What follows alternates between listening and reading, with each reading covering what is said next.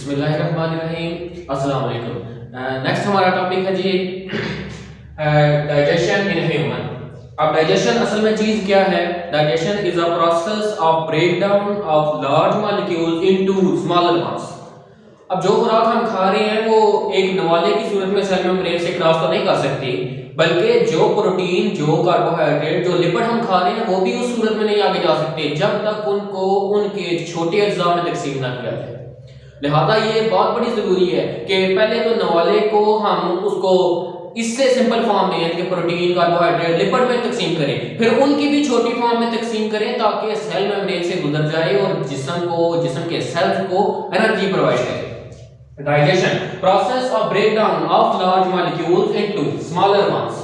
अच्छा, डाइजेशन के बाद मैं आपको बताता हूं कि जो असल में प्रोसेस है पूरा न्यूट्रिशन का, न्यूट्रिशन इन ह्यूमन, उसके 5 स्टेप है। इंजेक्शन, खुराक को खाना, खुराक को चबा के निगलना।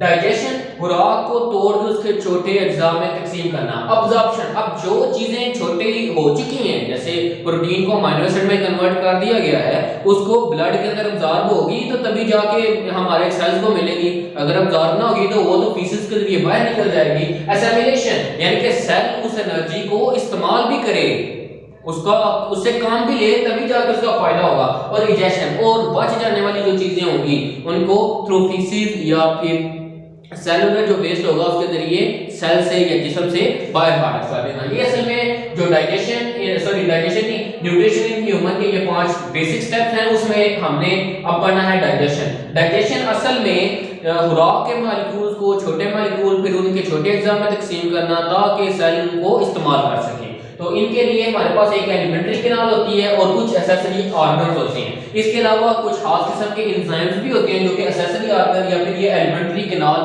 खारिज करती है ताकि खुराक को हजम किया जाए, खुराक को छोटे हिस्सों में तकसीम किया जाए। तो एलिमेंट्री कैनाल के कुछ पार्ट्स इस तरह से हैं, ये तरतीबवार हैं और इसी तरतीब के साथ हमेशा लिखने होते हैं। अगर उल्टे कर दें, स्टमक को ऊपर लेना तो फिर तो ये तरतीब ना होगी, फिर कोई एक ऐसा बना हो जिसका मेदा यहाँ से निकल के मुंह के ऊपर लगा हो। Oral cavity, pharynx and oesophagus, oesophagus खुराक वाली नाली को कहते हैं, जबकि जो ट्रेकिया है वो सांस वाली नाली होगी। स्टमक मेले को कहते हैं, स्मॉल इंटेस्टाइन और लार्ज इंटेस्टाइन। स्मॉल इंटेस्टाइन असल में लंबाई में तो बड़ी है लेकिन उसका डायमीटर छोटा है, इसलिए उसे स्मॉल इंटेस्टाइन कहते हैं। जबकि जो लार्ज इंटेस्टाइन है वो लंबाई में कम है लेकिन उसका डायमीटर बड़ा है, इसलिए उसे जो उसका ल्यूमन है वो बड़ा है, इसलिए उसे लार्ज इंटेस्टाइन कहते हैं। और एसेसरी ऑर्गन वो होते हैं जो असल में इस एलिमेंट्री कैनाल के साथ शामिल नहीं लेकिन खुराक के हाजमे के प्रोसेस में शामिल हैं। तो ये लिवर है, मैदा नहीं, जिगर जो है ये बाइल प्रोड्यूस करता है। बाइल जो है वो गॉल ब्लैडर में जाकर स्टोर होती है। गॉल ब्लैडर एक थैली सी होती है। और पैंक्रियास लबलबे को कहते हैं।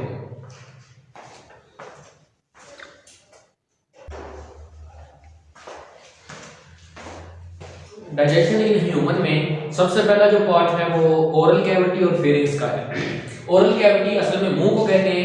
मुंह के अंदर दांत हैं और जुबान है और सलाइवरी ग्लैंड हैं, थूक के ऐसे ग्लैंड हैं जो कि थूक प्रोड्यूस करते हैं, जो कि इन दांतों की बैग जो हमारी जड़ें हैं उनके साथ बिल्कुल लगे हुए होते हैं अंदर की साइड पे, तो जुबान के नीचे। ओरल कैविटी मुंह को कहते हैं। Mechanical and chemical digestion, mechanical digestion जिसमें फोर्स लगती है, जैसे हमारे दांत हैं, खुराक नवाले को एक साइड पे लेके जाती है फिर दूसरी साइड पे लेके जाती है, रोल करती है ताकि जो खुराक है वो अच्छी तरह से ब्रेक डाउन हो जाए उसकी और वो पिस जाए अच्छी तरह से। जबकि जो केमिकल डाइजेशन है वो सलाइवा करता है। सलाइवा थूक को कहते हैं और सलाइवरी ग्लैंड से प्रोड्यूस होता है। टेस्ट बर्ड, जुबान के ऊपर बेशुमार टेस्ट बर्ड्स होते हैं, लाखों की तादाद में टेस्ट बर्ड हमारी जुबान के ऊपर होते हैं जो कि मुख्तलिफ जायका महसूस करते हैं कि खट्टा है, नमकीन है, मीठा है या कड़वा है। उसके अलावा सलाइवा जो है ये किस चीज पर मुश्तमिल होता है? ये वाटर, म्यूकस और डाइजेस्टिव एंजाइम के ऊपर मुश्तमिल होता है। इस सलाइवा के अंदर जो पानी और म्यूकस है ये खुराक के साथ लग के उसको नरम कर देती है, मॉइस्चर कर देती है उसे ताकि वो नरम हो जाए और पीसने में आसानी हो। और जो डाइजेस्टिव एंजाइम है वो खुराक के अंदर जो भी कार्बोहाइड्रेट मौजूद होता है उसको जज़ब कर लेता है, उसको फौरी तौर पर वहां से जज़ब करके जो ब्लड स्ट्रीम है, जो ज़ुबान के अंदर खून की नालियां उसके अंदर फेंक देता है। इसलिए जब भी किसी बंदे की शुगर लो होती है तो उसे मीठी कोई चीज़ कहते हैं कि आप ज़ुबान के नीचे रख लें, या नमक ही कहते हैं अगर किसी बंदे का ब्लड प्रेशर लो हो जाए कि आप ज़ुबान के नीचे रख लें, तो वो फौरन से वहां से हल होके ब्लड स्ट्रीम के अंदर दाखिल हो जाता है। सलाइवा सलाइवरी ग्लैंड प्रोड्यूस करते हैं। जब सलाइवे के अंदर वाटर, म्यूकस और डाइजेस्टिव एंजाइम मौजूद होते हैं जिसे हम कहते हैं सलाइवरी अमाइलेज, सलाइवरी अमाइलेज कहते हैं। ये खुराक को नरम करता है, जुबान खुराक को रोल करती है, दांत जुबान उस खुराक को पीसते हैं, और जो सलाइवरी ग्लैंड के अंदर डाइजेस्टिव एंजाइम है ये खुराक के अंदर मौजूद जो भी कार्बोहाइड्रेट है उसको जज़ब करता है। अब जब खुराक अच्छी तरह से पिस चुकी है, गोल एक गेंद की शक्ल अख्तियार कर चुकी है, तो उसे बोलस कहते हैं।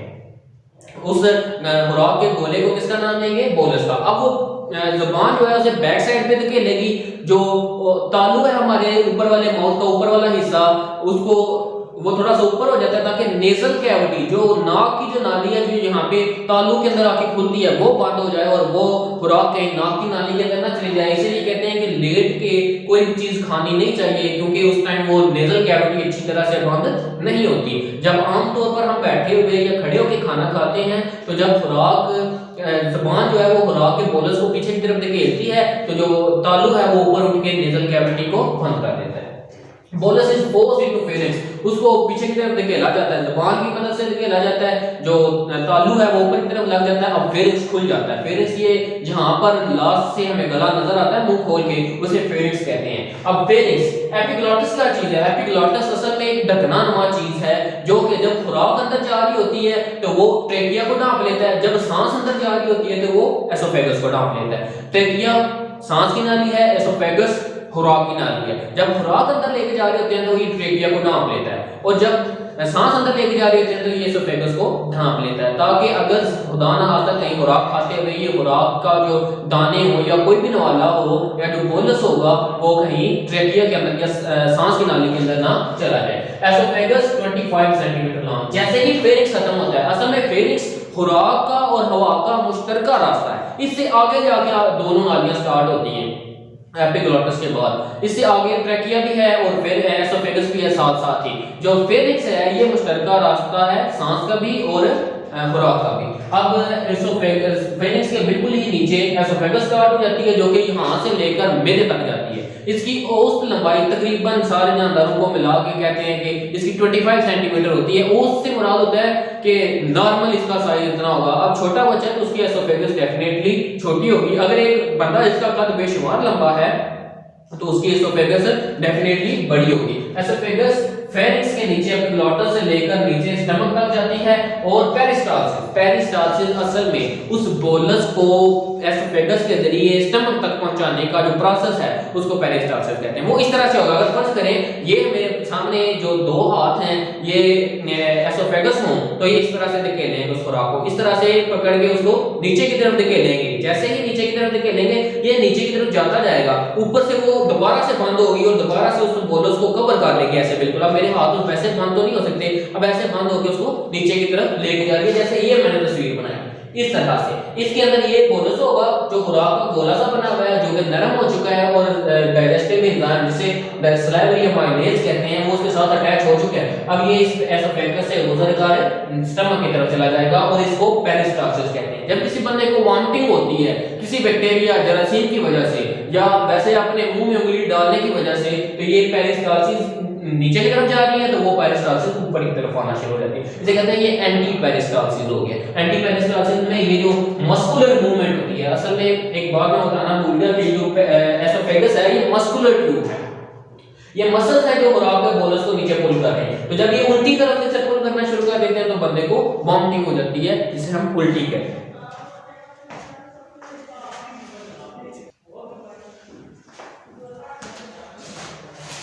डाइजेशन इन ह्यूमन में ओरल कैविटी और फेरिंक्स के बाद हमारे पास अगला है एसोफेगस के बाद हमारे पास स्टमक, मैदा का एक दफा हम ये डायग्राम देख लेते हैं और ये पढ़ लेते हैं एक दफा, उसके बाद मैं आपको इसकी पूरी डिटेल बता दूंगा। इसका जो ऊपर वाला पोर्शन है उसका मैंने नाम लिख दिया कार्डियक स्फिंक्टर। ये भी बताऊंगा कि स्फिंक्टर क्या चीज है, फंडस है, पाइलोरिक स्फिंक्टर है, मैकेनिकल और केमिकल डाइजेशन होती है मेदे के अंदर, स्मॉल गैस्ट्रिक ग्लैंड होते हैं इसकी अंदर वाली दीवारों के अंदर, गैस्ट्रिक जूस जो कि गैस्ट्रिक जूस खारिज करते हैं जिसके अंदर म्यूकस, पेप्सिनोजेन और HCl हाइड्रोक्लोरिक एसिड मौजूद होता है। पेप्सिनोजेन इज इनएक्टिव, ये जो पेप्सिनोजेन है ये इनएक्टिव फॉर्म में होता है और जब ये HCl इसके साथ लगता है तो ये एक्टिव फॉर्म में होता है। Mucus cover the inner wall of stomach, mucus इस अंदर वाली दीवार को घेर देती है ताकि HCl इसको जाके खराब ना करे। HCl kills bacteria, dissolves mineral. HCl का असल काम ये होता है कि ये बैक्टीरिया को मारता है और जो मिनरल्स होते हैं उनको अब्सॉर्ब करता है। आफ्टर द डाइजेशन काइम जो है वो शोरबानुमा सूप लाइक चीज है, सूप लाइक मिक्सचर है, जब वो बन जाता है तो उसे काइम कहते हैं और inter in the small intestine. जबकि जो पाइलोरिक स्फिंक्टर है वो हर 5 से 10 ml का जो काइम बना हुआ होता है उसको स्मॉल इंटेस्टाइन में फेंकता है और इस प्रोसेस को रेगुलेट भी करता है कि जब 5 से 10 ml काइम यहां पर पहुंचता है पाइलोरिक एंड की तरफ तो ये पाइलोरिक स्फिंक्टर ओपन हो जाता है और ये फेंक देता है उस काइम को स्मॉल इंटेस्टाइन में। अब मैदा जो है ये असल में जे शेप एक ऑर्गन है, तकरीबन जे शेप है। इसकी कैपेसिटी 2 लीटर तक है। बड़े बंदे में यकीनी बात है बड़ी होगी, छोटे बच्चे में छोटी होगी, लेकिन औसत एवरेज के लिहाज से 2 है। इसका ऊपर वाला हिस्सा जिसके साथ एसोफेगस जुड़ी हुई है उसे कार्डियक एंड कहते हैं, उसे कार्डियक एंड कहते हैं। कार्डियक एंड इसलिए कहते हैं क्योंकि यहाँ पर दिल भी साथ में मौजूद होगा, लिहाजा उसको नाम दे दिया गया कि ये कार्डियक एंड है, यानी कि दिल वाला जो हिस्सा है, दिल वाला जो कोना है उसे कार्डियक एंड है। यहाँ पर खास किस्म के मसल्स होंगे, वॉल्व्स होंगे जो कि खुराक जब एक दफा एसोफेगस से नीचे स्टमक में गिर गई है उसको वापस नहीं जाने देते, उन्हें कहते हैं कार्डियक स्फिंक्टर। ये वाला जो डोम शेप इसकी शक्ल होती है, ऐसे थोड़ी ऊपरी हुई शक्ल, इसे फंडस कहते हैं। ये असल में B12 विटामिन B12 को अब्सॉर्ब करने में बड़ी मदद फराहम करता है। ये जो लास्ट वाला पोर्शन होता है इसको कहते हैं पाइलोरिक एंड। पाइलोरिक एंड इसलिए कहते हैं क्योंकि ये पेल्विक ये जो लास्ट वाला जो गर्डल है हमारा जिसमें टांगे और कूल्हे वगैरह शामिल होते हैं, ये इसकी तरफ से लिहाजा इसको पाइलोरिक एंड कहा जाता है। यहाँ पर जो वॉल्व्स मौजूद होंगे जो कि खुराक को रेगुलेट करेंगे स्मॉल इंटेस्टाइन में जाना, बल्कि स्मॉल इंटेस्टाइन जब बंदा उल्टा हो तो स्मॉल इंटेस्टाइन से खुराक दोबारा मैदे में ना आए, उस चीज को कंट्रोल करने के लिए पाइलोरिक स्फिंक्टर यहाँ पर मौजूद होंगे जो कि बंद हो जाएंगे। जैसे ही थोड़ी थोड़ी खुराक हजम होती जाएगी उसे स्मॉल इंटेस्टाइन में फेंकते जाएंगे और फिर बंद हो जाएंगे ताकि जब बंदा कभी उल्टा हो या कहीं रथ पे चढ़े तो खुराक दोबारा स्मॉल इंटेस्टाइन से मैदे में ना चली जाए। इसके अंदर मैकेनिकल और केमिकल डाइजेशन होती है। अब इसके अंदर वाली दीवारें मस्कुलर होती हैं, मसल से मिलकर बनी होती हैं। छोटे छोटे उनके अंदर ग्लैंड्स मौजूद होते हैं जिन्हें गैस्ट्रिक ग्लैंड कहते हैं। वो गैस्ट्रिक ग्लैंड ऐसे एंजाइम प्रोड्यूस करते हैं, ऐसे सब्सटेंसेस प्रोड्यूस करते हैं जिन्हें गैस्ट्रिक जूस कहते हैं। अब गैस्ट्रिक जूस के अंदर 3 तरह की चीजें होंगी, म्यूकस होगा, पेप्सिनोजेन एंजाइम होगा और HCl हाइड्रोक्लोरिक एसिड मौजूद होगा। ये HCl इतना ज्यादा कंसंट्रेटेड होता है कि अगर इसके अंदर एक रेजर ब्लेड डालें ना तो वो भी हल हो जाएगा। इसकी pH मिनिमम 2 होती है, 2 इसकी pH होती है, इससे भी कम जा सकती है क्योंकि हम ज्यादा जो है वो एसिडिक चीजें ही खाना पसंद करते हैं। जैसे जंक फूड या कोई बोतल वगैरह पीते हैं तो उसके अंदर भी एसिड ही होता है।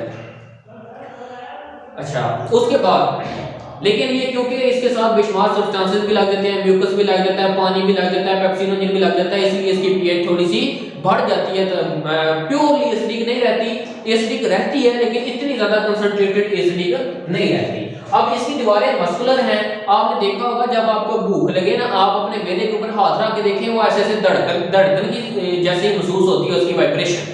तो ये मसल्स इस खुराक को ऐसे ग्राइंड करती हैं, ऐसे ऐसे थोड़ा सा पंच करती हैं ताकि ये मजीद छोटे हिस्सों में टूट जाए। जो काम दांत करते हैं सिमिलर वही काम मैदे की दीवारें भी करती हैं। लिहाजा यहाँ पर मैकेनिकल डाइजेशन भी होगी और केमिकल डाइजेशन जो कि गैस्ट्रिक जूस की मदद से होगी। अब गैस्ट्रिक जूस के अंदर मैंने आपको बताया 3 चीजें हैं, म्यूकस है, पेप्सिनोजेन है और HCl है। पेप्सिनोजेन असल में जो प्रोटीन है उसको छोटे हिस्सों में पेप्टाइड्स में या अमीनो एसिड में कन्वर्ट करती है, लेकिन ये असल में इनएक्टिव है। ये एक्टिव तब होगी जब इसके साथ HCl लगेगा। थोड़ी बहुत मिकदार में HCl ऑल टाइम हमारे मैदे के अंदर मौजूद होगा क्योंकि जैसे ही खुराक आए तो उसको हजम करने के लिए ये अपना काम शुरू कर दें, कोई भी जरा भी देर ना लगे। उसके बाद पेप्सिनोजेन इज इनएक्टिव। मैंने पहले आपको बता दिया ये इनएक्टिव है, जब HCl इसके साथ लगता है तो ये एक्टिव होती है। जो उस गैस्ट्रिक जूस के अंदर म्यूकस प्रेजेंट है, जैसे ही गैस्ट्रिक ग्लैंड जो वो गैस्ट्रिक जूस खारिज करते हैं जिसके अंदर म्यूकस प्रेजेंट होगी, वो इस दीवार को घेर लेगी। मैं आपको बताता हूं कि क्यों घेर लेगी। एक तो मैंने आपको बताया HCl बड़ा कंसंट्रेटेड है, अगर वो म्यूकस यहां पर ना होती तो वो HCl डायरेक्ट उसके साथ जाके लगता और मैदे की दीवारों को खराब कर देता। और अगर ये म्यूकस इसके साथ दीवारों के साथ ना लगी होती, पेप्सिनोजेन कन्वर्ट होके पेप्सिन में तब्दील हो जाती, एक्टिव फॉर्म में आ जाती, तो ये जब इस दीवार के पास आती तो इसकी जो सेल मेम्ब्रेन है डेफिनेटली उसके पास प्रोटीन मौजूद है। अब वो प्रोटीन भी तो अमीनो एसिड से मिलकर बनी है। पेप्सिन का काम ही प्रोटीन को छोटे हिस्सों में कन्वर्ट करना है, तो ये इस दीवार के अंदर जितनी भी प्रोटीन होगी उसको छोटे हिस्सों में तकसीम कर देगी, जिसकी वजह से मैदे की जो दीवारें हैं वो कमजोर हो जाती हैं। असल में ये जो म्यूकस इस साइड पे लगी हुई है, अल्लाह ताला ने इस गैस्ट्रिक जूस के अंदर रखी है म्यूकस, वो इसलिए रखी है ताकि मैदे की दीवारें HCl और पेप्सिन से बच सके। उसके अलावा HCl जो है, HCl का काम है ये खुराक के अंदर जितने भी कोई बैक्टीरिया वगैरह होते हैं, बेशुमार बैक्टीरिया हम खा जाते हैं, हमारे हाथों के साथ लगे होते हैं, हम खा जाते हैं, लेकिन हर दफा हम बीमार नहीं होते। उसकी एक वजह ये है कि HCl उन बैक्टीरिया को मार देता है, और साथ में उसका HCl का काम ये भी है कि जो मिनरल्स हैं उनको अब्जॉर्ब करता है। अब ये जो लास्ट वाला पोर्शन है इसे पाइलोरिक एंड का नाम दिया गया। पाइलोरिक एंड के ऊपर वाल्व्स लगे हुए हैं जिनका नाम है पाइलोरिक स्फिंक्टर। पाइलोरिक स्फिंक्टर काम ये करेंगे कि जैसे ही खुराक मैकेनिकल और केमिकल डाइजेशन की मदद से शोरबे की शक्ल अख्तियार कर गई है, सूप लाइक मिक्सचर बन चुका है, जिसको नाम देंगे काइम का, काइम 5 से 10 ml बन चुका है, तो ये पाइलोरिक स्फिंक्टर खुलेंगे और खुराक कहां पे चली जाएगी, या वो काइम कहां पे चला जाएगा, स्मॉल इंटेस्टाइन के अंदर चला जाएगा। तो वो स्मॉल इंटेस्टाइन से फिर अगला प्रोसेस नेक्स्ट आपको बताएंगे। लेकिन ये पाइलोरिक स्फिंक्टर जो है ये कंट्रोल करता है, रेगुलेट करता है किस चीज को, काइम के फ्लो को, from stomach into small intestine.